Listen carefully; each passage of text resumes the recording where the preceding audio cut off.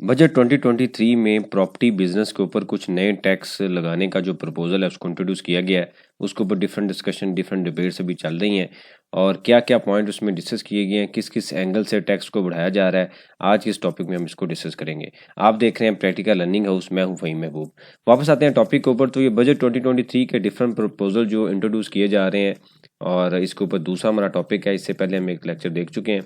और ये दूसरा टॉपिक है। पहले हम जो लेक्चर हमने देखा था वो एक्सपोर्ट बिजनेस के ऊपर था कि उसके ऊपर किस तरीके से उसको किस तरीके से टैक्स नेट को बढ़ाने के लिए किस तरीके से जो रजीम है FTR और फाइनल जो मिनिमम टैक्स की उसको मर्ज किया जा रहा है। अब ये दूसरा जो टॉपिक है इसके ऊपर प्रॉपर्टी बिजनेस के ऊपर, जैसे आप सबको पता है कि एक मैं एग्जांपल यहाँ पे देता हूँ कैपेसिटी टैक्स की, या हम इसको कह लेते हैं नोजल टैक्स। नोजल टैक्स ये होता है कि जो बेवरेज कंपनीज हैं या जो सीमेंट मैन्युफैक्चर कंपनीज हैं, इसी तरीके से जो फर्टिलाइजर कंपनीज हैं, तो इनमें एक जो फाइनल जब एक प्रोडक्ट बन जाती है तो उसके बाद जैसे अगर हम बेवरेज की एग्जांपल लें तो जब एक फाइनल एक बॉटल बन जाती है तो उसके ऊपर एक फाइनल जो उसके ऊपर स्टैंप लगती है उसको नोजल बोलते हैं। कि जितनी बार वो नोजल प्रेस होगी स्टैंप की फॉर्म में, यानी कि जो ढकना उसको हम कह सकते हैं कि जब जितनी बार वो प्रेस करेगा उसी से मेजर किया जाता है कि इस यूनिट की या इस कंपनी की या इस प्रोडक्शन लाइन की कितनी कैपेसिटी थी और इसने कितनी जो बॉटल्स हैं प्रोड्यूस की हैं, और उससे फिर अंदाज़ा लगाया जाता है कि इनका सेल कितना है, इनकी सेल कितनी है और किस तरीके से इन्होंने सेल डिक्लेयर कितनी की है। इसी तरीके से जो प्रॉपर्टी का बिजनेस है उसके अंदर अभी जो फाइल की सेल परचेज हो रही है उसमें कैश के अंदर ट्रांजैक्शन होती है, कैश रिसीव किया जाता है और उसको डॉक्यूमेंट करने के लिए अब एक कैपेसिटी और नोजल टैक्स की तरह का एक प्रपोजल लाया जा रहा है कि जो अथॉरिटीज़ हैं, यानी कि जो हाउसिंग अथॉरिटीज़ हैं या जो सोसाइटीज़ हैं, जब नई उसकी कटिंग होगी तो वो एक जो टोटल सोसाइटी का एरिया है उसमें कितने प्लॉट्स हैं उनको रजिस्टर्ड करवाएंगी। उसके बाद हर महीने या हर क्वार्टर में या हर 6 माह के बाद जो भी एक डिफरेंट प्रपोजल आएगा वो जितने प्लाट उनके पास थे, कितने सेल हो गए हैं, कितने रिमेनिंग है, उसकी इंफॉर्मेशन डिक्लेयर की जाएगी। ये एक प्रपोजल है, ये कितना इफेक्टिव होगा अभी हमें नहीं पता, ये कितना इसमें ऑपरेशनल काफ़ी इश्यूज हैं लेकिन हमें नहीं अभी नहीं पता। लेकिन इसके अंदर जो टैक्सेशन किस तरह से इन्वॉल्व है उसको हम अभी स्टडी करने लगे हैं। सबसे पहले उनका पॉइंट ये है कि जो कमीशन एजेंट हैं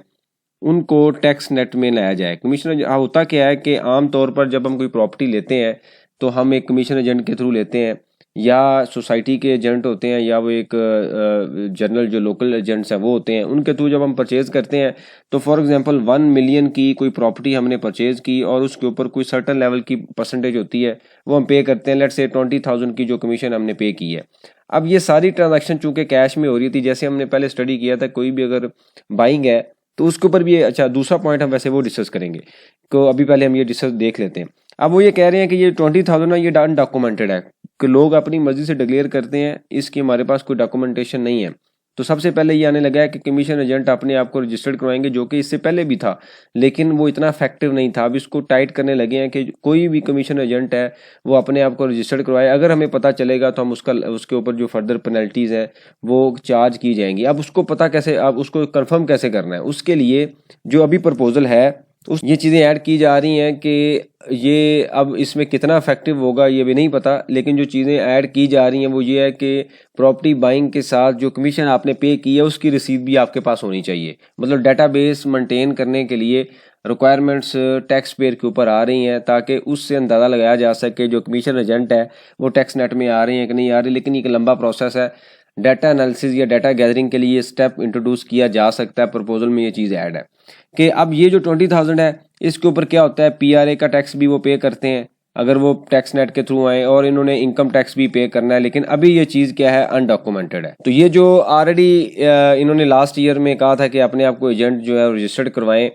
तो इसके ऊपर अब जो फर्दर इसको डिग डाउन करके इसको फर्दर जो है वो टैड करने की कोशिश की जाएगी कि जो भी एजेंट है वो अपने आप को प्रॉपर इसके अंदर रजिस्टर्ड करवाए। अब वो जो रजिस्टर्ड होगा तो ऑब्वियसली जो उसके टैक्स रेट्स हैं वो भी, जो उसको PRA भी देना पड़ेगा, इनकम टैक्स भी देना पड़ेगा, तो डिफरेंट तरह की रिक्वायरमेंट होगी जिसकी वजह से टैक्स की जो कलेक्शन है वो होगी। इनडायरेक्टली जो प्रॉपर्टी का बिजनेस है उसको एक्सक्यूज करने की कोशिश की जा रही है। उसके बाद जो अगला पॉइंट आता है वो ये आता है कि जो नॉन फाइलर के लिए जो रेट है ना वो भी बढ़ाए जा रहे हैं। जैसे हम पता है जब हम प्रॉपर्टी परचेज करते हैं 236 के और 236 C का जो टैक्स है हम जमा करवाते हैं, तो इसके जो रेट्स हैं वो भी डबल करने की कोशिश की जा रही है कि जी नॉन फाइलर को इतना खींच दें कि वो अपने आप को उसके लिए मतलब इतनी ज़्यादा सेविंग, जब 5, 6, 7% वो टैक्स देगा तो फाइलर के लिए अगर 1, 2% है तो सेविंग चूँकि उसकी ज़्यादा होगी तो वो इस वजह से अपने आप को रजिस्टर्ड करवा लेगा। जब वो रजिस्टर्ड होगा तो टैक्स नेट में आएगा, तो जो भी गवर्नमेंट का लॉस ऑफ रेवेन्यू है या जो गवर्नमेंट ने जो रेवेन्यू अर्न करना है वो टैक्स नेट में लाने के बाद उनसे अर्न करेंगी। तो ये भी एक अच्छा तरीका है, ये वाला बेहतर स्टेप है कि हम नॉन फाइलर के ऊपर रेट ज़्यादा हों, लेकिन इतने ज़्यादा ना हो कि आप जिस बिज़नेस को ही डिस्करेज करें। तो इसके ऊपर जो परसेंटेज आ रही है वो ये आ रही है, जो एग्जिस्टिंग रेट है उसका 250% इंक्रीज़, मतलब अगर एग्जिस्टिंग रेट अगर एक एक एक 1% है तो उसको इंक्रीज़ करके 350 किया जाए, यानी कि 3.5 किया जाए। तो ये काफ़ी बड़ा रेज़ है, 250 का रेज़ अगर होता है तो एक काफ़ी बड़ा रेज़ होगा, जो कि पॉसिबल है कि इस बिज़नेस को कहीं ना कहीं वो भी डिस्करेज करे, जो कि ऑलरेडी आप सबको पता है कि जो अभी सिचुएशन है प्रॉपर्टी की, कि ऑलरेडी जो बिज़नेस है काफ़ी डाउन है। उसके बाद जो अगला स्टेप है वो ये है कि पहले तो इन्होंने कहा था कि जिस जो फिक्स एसेट के फॉर्म में कि 5 मिलियन से ऊपर जो प्रॉपर्टी है ना, या जो फिक्स एसेट है वो आपने चेक के थ्रू या पे ऑर्डर के थ्रू लेना है। तो अब ये सुनने में आ रहा है कि भाई हम जितनी भी ट्रांजैक्शंस होंगी, जो भी चीज़ आप परचेज करेंगे, ये वैसे फिक्स एसेट के केस में, प्रॉपर्टी के केस में ये फॉलो नहीं हो रहा, कुछ लोग करते हैं कुछ लोग फॉलो नहीं है, क्योंकि इसके ऊपर अभी इन्होंने ज़्यादा इस चीज़ को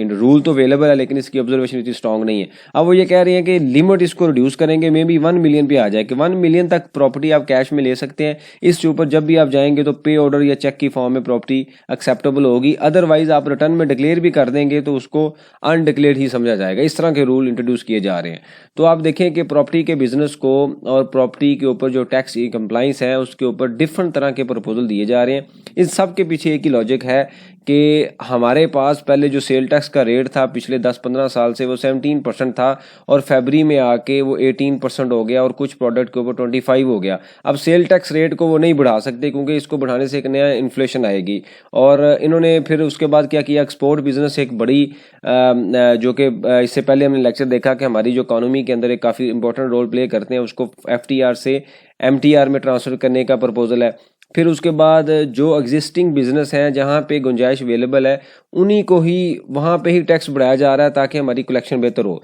इन सब में एक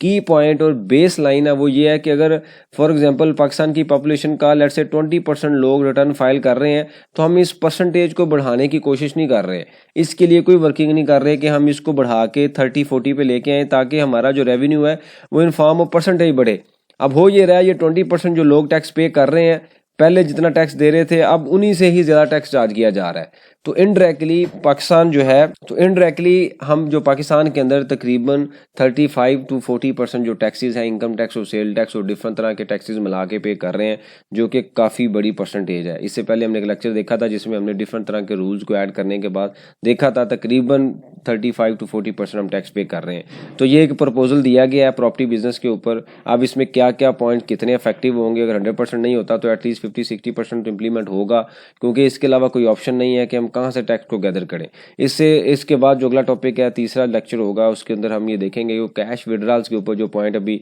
प्रपोजल आया है कि उसको किस तरीके से हैंडल करना है, मतलब गवर्नमेंट किस तरीके से हैंडल कर रही है, उससे कितना रेवेन्यू जनरेट होगा। तीसरे बजट के लेक्चर में हम ये जो बजट की सीरीज़ है इसके तीसरे लेक्चर में कैश विड्रॉल का जो टैक्स है उसको डिस्कस करेंगे। इससे रिलेटेड कोई आपकी क्वेश्चन हो, प्रपोजल हो, कोई इंशाल्लाह जो कैश विड्रॉल्स के ऊपर डिस्कशन है, प्रपोजल इंट्रोड्यूस किया गया उसको हम डिस्कस करेंगे। इससे रिलेटेड कोई आपका क्वेश्चन हो, डिस्कशन हो, आप मेंशन कीजिए, उसके ऊपर हम डिस्कशन करें ताकि जो लर्निंग का प्रोसेस है ये कंटिन्यू रहे। थैंक यू वेरी मच, जज़ाकल्लाह।